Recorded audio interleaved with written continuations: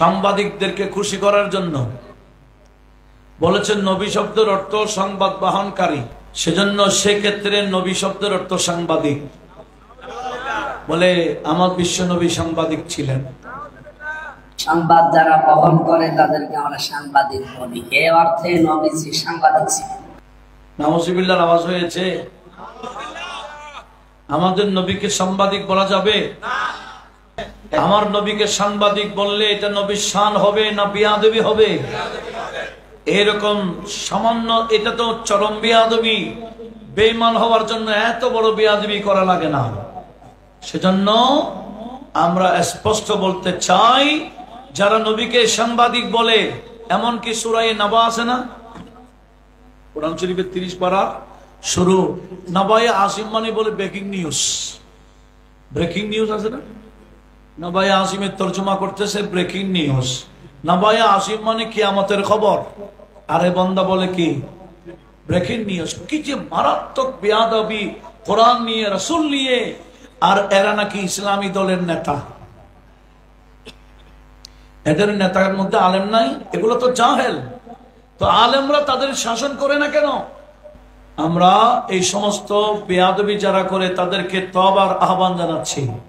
যেভাবে প্রকাশ্যভাবে নবীর শানে বেয়াদবি করা হয়েছে, প্রকাশ্যভাবে তওবা করতেই হবে, নতুবা তওবা হবে না। প্রকাশ্যভাবে কুফর করে গোপনে তওবা করলে হয় না। 1 ঘন্টা কি পরে কি হবে সাংবাদিকরা জানে? হ্যাঁ, 1 ঘন্টা পরে কি হবে, 1 দিন পর কি হবে, 1 বছর পরে কি হবে সাংবাদিকরা জানে? কিন্তু আমার নবী জানে কিনা? আমার নবীজি কি কোন বান্দাকে খুশি করার জন্য সংবাদ দেয়? আল্লাহ বলেন সূরা নাজমের শুরুতে ইরশাদ করেছেন, ওমা ইয়ান্তিকু আনিল হাওয়া, আমার বন্ধু নবী নিজের মন থেকে কিছুই বলেন না।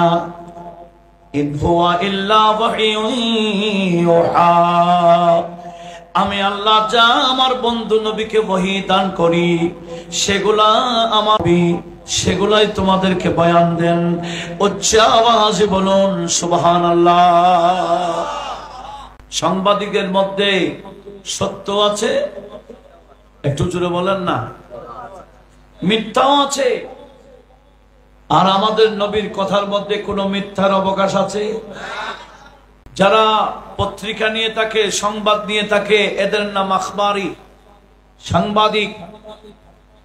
আর আমার আল্লাহ বলে খবরদার, আমার বন্ধু নবীকে তোমরা একে অপরকে যেভাবে যে শব্দ ইউজ করো, এগুলো আমার বন্ধুর শানে ব্যবহার করতে পারবে না।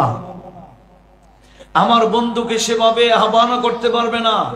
সাংবাদিকদেরকে সাংবাদিক সাহেব বললে খুশি হয়ে যায়, কথা বলুন ঠিক কিনা? আর সাংবাদিক শব্দটা নবীর শানে বিয়াদবি করাটা কুফর। এটা হেদকে শানে রিসালাত, রাসূলের পাকের শানে মারাত্মক বিয়াদবি, কথা বলুন ঠিক কিনা?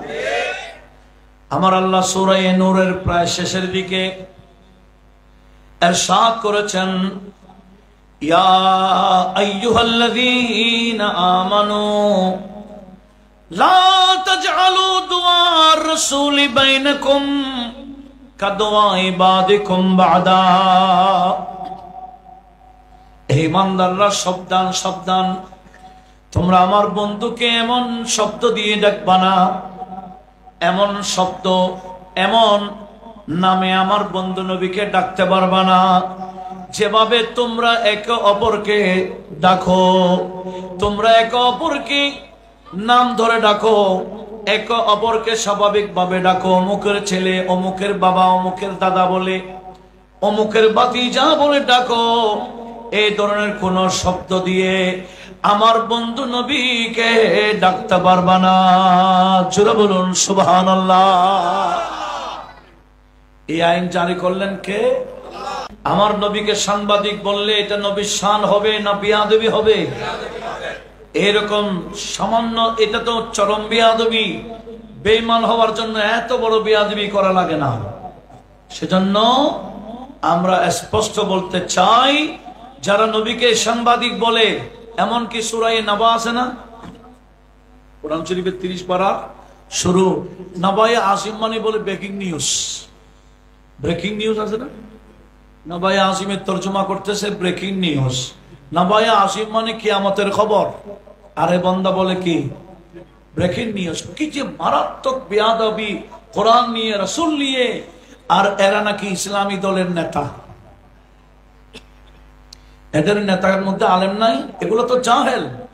তো আলেমরা তাদের শাসন করে না কেন?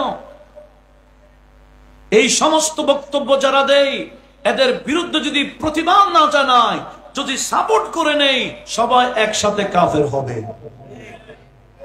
কথা বলুন ঠিক কিনা? সাবধান করে দিচ্ছি, নবীর শানে কথা বলতে, নবীর শানে শব্দ ইউজ করতে সাবধান। সাবধানতাকে আমি করছি না, আল্লাহ করেছেন।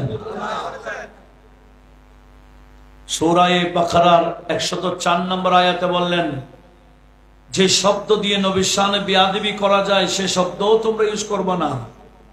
ইয়া